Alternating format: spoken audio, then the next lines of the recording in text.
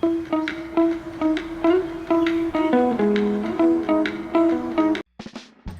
Hello friends, welcome back to my channel. ನಾನು ನಿಮ್ಮ ಪ್ರೀತಿಯ ಗಾಯತ್ರಿ. ಫ್ರೆಂಡ್ಸ್, ಇವತ್ತು ನಾನು ನಿಮ್ಮ ಜೊತೆ ಶೇರ್ ಮಾಡ್ಕೊಳ್ತಿರೋದು ಖಾರ ಪೊಂಗಲ್. ಸೊ ದೇವಸ್ಥಾನದಲ್ಲಿ ಕೊಡ್ತಾರಲ್ಲ ಖಾರ ಪೊಂಗಲು, ಎಷ್ಟು ಟೇಸ್ಟಾಗಿರುತ್ತೆ. ನೀವು ಯಾವಾಗಾದರೂ ಟೇಸ್ಟ್ ಮಾಡಿದ್ದೀರಾ ದೇವಸ್ಥಾನದಲ್ಲಿ ಕೊಡೋ ಖಾರ ಪೊಂಗಲು?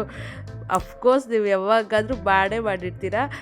ಸೊ ಟೇಸ್ಟ್ ಮಾತ್ರ ಸಖತ್ತಾಗಿರುತ್ತಲ್ಲ ದೇವಸ್ಥಾನದಲ್ಲಿ ಕೊಡೋ ಪೊಂಗಲು. ಸೊ ಇವಾಗ ಹೇಗೆ ಮನೆಯಲ್ಲೇ ಮಾಡ್ಕೊಳ್ಳೋದಂತ ತೋರಿಸ್ತೀನಿ, ನೋಡ್ಕೊಳ್ಳಿ. ಸೊ ಈಗ ಖಾರ ಪೊಂಗಲ್ಗೆ ಬೇಕಾಗಿರೋ ಐಟಮ್ಸ್ ಏನಂದರೆ ಕೊಬ್ಬರಿ, ಹಸಿಮೆಣಸಿನ್ಕಾಯಿ, ಶುಂಠಿ, ಕೊತ್ತಂಬರಿ ಹಾಗೆ ಕರಿಬೇವು ಸೊಪ್ಪು. ಸೊ ಎಲ್ಲ ನಾನು ಸ್ವಲ್ಪ ಮೆಷರ್ಮೆಂಟಲ್ಲೇ ಕಡಿಮೆನೇ ತೊಗೊಳ್ತಾ ಇದ್ದೀನಿ. ಮನೆಗಂತ ಮಾಡ್ಕೊತಾ ಇದ್ದೀನಿ. ರೆಸಿಪಿ ಅಂತ ನಾನು ನಿಮ್ಮ ಜೊತೆ ಶೇರ್ ಮಾಡ್ಕೋಬೇಕಂತ ವೀಡಿಯೋ ಶೇರ್ ಮಾಡ್ಕೊಂಡಿದ್ದೆ ಅಷ್ಟೇ. ಸೊ ಮನೆಗೆ ಎಷ್ಟು ಬೇಕೋ ಅಷ್ಟೇ ನಾನು ಮಾಡ್ಕೊತಾ ಇದ್ದೀನಿ. ಇದಕ್ಕೆ ಹೆಸರುಬೇಳೆ ಬೇಕು. ಅಕ್ಕಿ ಹೆಸರುಬೇಳೆನ ತೊಳ್ಕೊಂಡು ಬೇಯಿಸ್ಕೊಳ್ಳಿ. 3 ವಿಷಲ್ ಬೇಯಿಸ್ಕೊಂಡಿದ್ದೀನಿ. ಹಾಗೆ ಬಿಸಿನೀರು ಬೇಕು. ಸೊ ಬಿಸಿನೀರನ್ನ ಕಾಯಿಸ್ಕೋಬೇಕು. ಸೊ ಕಾಯಿಸಿಟ್ಕೊಂಡಿದ್ದೀನಿ. ಈಗ ಒಂದು ಬಾಣಲಿ ತೊಗೊಳ್ಳಿ. ಬಾಣಲಿಯಲ್ಲಿ ಒಂದು 2-3 ಟೇಬಲ್ ಸ್ಪೂನು ಎಣ್ಣೆ ಹಾಕ್ಕೊಳ್ಳಿ. ಹಾಗೆ 2 ಟೇಬಲ್ ಸ್ಪೂನ್ ಸಾಸಿವೆ ಮತ್ತು ನಾವು ಹಚ್ಚಿಟ್ಕೊಂಡಿರುವಂಥ ಶುಂಠಿ, ಸೊ ಹಾಗೆ ಮೆಣಸಿನ್ಕಾಯಿ. ಸೊ ಹಸಿಮೆಣಸಿನ್ಕಾಯಿ ನಾನು ಒಂದು 3-4 ಹಸಿಮೆಣಸಿನ್ಕಾಯಿನ ಸಣ್ಣಕ್ಕೆ ಹಚ್ಕೋಬೇಕು. ಸಣ್ಣಕ್ಕೆ ಹಚ್ಕೊಂಡು ಹಾಕ್ಕೊಂಡಿದ್ದೀನಿ. ಹಾಗೆ ಕರಿಬೇವು ಸೊಪ್ಪು ಎಷ್ಟಿದೆಯೋ ಅಷ್ಟು ಚೆನ್ನಾಗಿರೋದು ಹಾಕ್ಬಿಡಿ. ಟೇಸ್ಟ್ ಸಖತ್ತಾಗಿ ಬರುತ್ತೆ. ಹಾಗೆ ಕೊಬ್ಬರಿ ಬಿದ್ದಷ್ಟು ಖಾರ ಪೊಂಗಲು ಸೂಪರು ಸಖತ್ತಾಗಿರುತ್ತೆ ಫ್ರೆಂಡ್ಸ್, ಕೊಬ್ಬರಿ ಬಿದ್ದಷ್ಟು ಖಾರ ಪೊಂಗಲು. ಸೊ ಇವಾಗ ಇಷ್ಟ ಹಾಕೊಂಡ್ಮೇಲೆ ಮೇಯ್ನ್ ಇದಕ್ಕೆ ಬೇಕಾಗಿರೋದು ಜೀರಿಗೆ ಮೆಣಸು ಬಿದ್ರೇ ಖಾರ ಪೊಂಗಲ್ಗೆ ಟೇಸ್ಟು.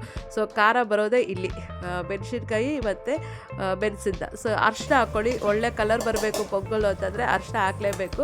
ಸೊ ಕಡಿಮೆ ಪ್ರಮಾಣದಲ್ಲಿ ಅರ್ಶಿನ ಹಾಕ್ಕೊಳ್ಳಿ. ಹೆವಿ ಹಾಕ್ಕೊಂಡ್ರೆ ಚೆನ್ನಾಗಿ ಕಾಣಿಸಲ್ಲ. ಸೊ ಚಿತ್ರಾನ್ನಕ್ಕೆ ಎಷ್ಟು ಹಾಕ್ತೀವೋ ಅರ್ಶಿನ ಅಷ್ಟೇ ಹಾಕಬೇಕು. ಈಗ ನಾನು ಅನ್ನ ಮತ್ತು ಬೇಳೆ ಬೇಯಿಸಿಟ್ಕೊಂಡಿದ್ದಲ್ಲ, ಸೊ ಅದು ನೋಡಿ 3 ವಿಷಲಲ್ಲಿ ಬೇಯಿಸಿಟ್ಕೊಂಡೆ. ನೀರು ಸ್ವಲ್ಪ ಜಾಸ್ತಿ ಹಾಕಿ ಬೆತ್ತಕ್ಕನ್ನ ಚೆನ್ನಾಗಿ ಬಂದಿದೆ. ಸೊ ಇವಾಗ ಹಾಕ್ಕೊಂಡಿದ್ದೀರ, ಚೆನ್ನಾಗಿ ಕಲಿಸ್ಕೊಂಡ್ಬಿಟ್ರೆ ಸೊ ಖಾರ ಪೊಂಗಲ್ ಅರ್ಧ ರೆಡಿ ಆಗಿಬಿಡುತ್ತೆ. ನೋಡಿ ಖಾರ ಪೊಂಗಲು ರೆಡಿ ಆಗ್ತಾಯಿದೆ. ಚೆನ್ನಾಗಿ ಕಲಿಸ್ತಾ ಇದ್ದೀನಿ. ಸೊ ಚೆನ್ನಾಗಿ ಕಲಿಸ್ಬೇಕು, ಬೆತ್ತಗೆ ತುಂಬ ಚೆನ್ನಾಗಿ ಬರುತ್ತೆ. ತುಂಬ ಜನ ಕುಕ್ಕರಲ್ಲೂ ಮಾಡ್ತಾರೆ, ಬಟ್ ನಾನು ಈ ಥರ ಟೈಪಲ್ಲಿ ಮಾಡ್ತೀನಿ. ಸಖತ್ತಾಗಿ ಬರುತ್ತೆ ಖಾರ ಪೊಂಗಲು. ಬಿಸಿ ನೀರು ಕಾಯಿಸಿಟ್ಕೊಂಡಿದ್ದೀವಲ್ಲ, ಸೊ ಅದನ್ನು ಹಾಕ್ಕೋಬೇಕು. 3-4 ಹಾಕ್ಕೊಳ್ಳಿ ಬಿಸಿನೀರು ನೀರು ಬಿದ್ದಷ್ಟು ಖಾರ ಪೊಂಗಲು ಚೆನ್ನಾಗಿ ಬರುತ್ತೆ. ಇದು ಖಾರ ಪೊಂಗಲು ಯಾವತ್ತಿದ್ರೂ ಗಟ್ಟಿ ಇರಬಾರ್ದು. ನೋಡಿ ನಾವು ನೀರು ಥರನೇ ಇರಬೇಕು, ಅವಾಗೇ ತಿನ್ನೋಕ್ಕೆ ತುಂಬ ಚೆನ್ನಾಗಿರುತ್ತೆ. ಖಾರ ಪೊಂಗಲು ಅಷ್ಟೇ, ಬಿಸಿಬೇಳೆ ಬಾತ್ ಅಷ್ಟೇ, ಗಟ್ಟಿ ಇರಬಾರ್ದು.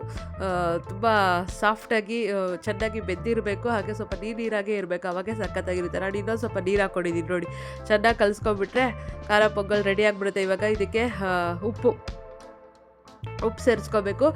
ಕೊತ್ತಂಬರಿ ಹಾಕಿದ್ರೂ ಅಷ್ಟೇ ತುಂಬ ಚೆನ್ನಾಗಿರುತ್ತೆ ಖಾರ ಪೊಂಗಲ್ಗೆ. ಸೊ ಈ ಎಲ್ಲ ಐಟಮ್ ಹಾಕಿ ಮಾಡಿದ್ರೇ ಖಾರ ಪೊಂಗಲು ಟೇಸ್ಟಿಯಾಗಿ ಸಖತ್ತಾಗಿ ಬರೋದು. ಸೊ ಇಷ್ಟು ಹಾಕಿ 15 ನಿಮಿಷ ಕರೆಕ್ಟಾಗಿ ಬೇಯಿಸ್ಕೋಬೇಕು. ಚೆನ್ನಾಗಿ ಬೇಯಬೇಕು. ಸೊ ಹಸಿ ವಾಸನೆ ಎಲ್ಲ ಹೋಗಿ ಪೊಂಗಲ್ ಚೆನ್ನಾಗಿ ಬೇಯಬೇಕು. ಸೊ ನೋಡಿ ಪೊಂಗಲ್ ಇವಾಗ ರೆಡಿಯಾಗಿದೆ. ಸೊ ಸೂಪರಾಗಿ ಬಂದಿದೆ ಪೊಂಗಲು.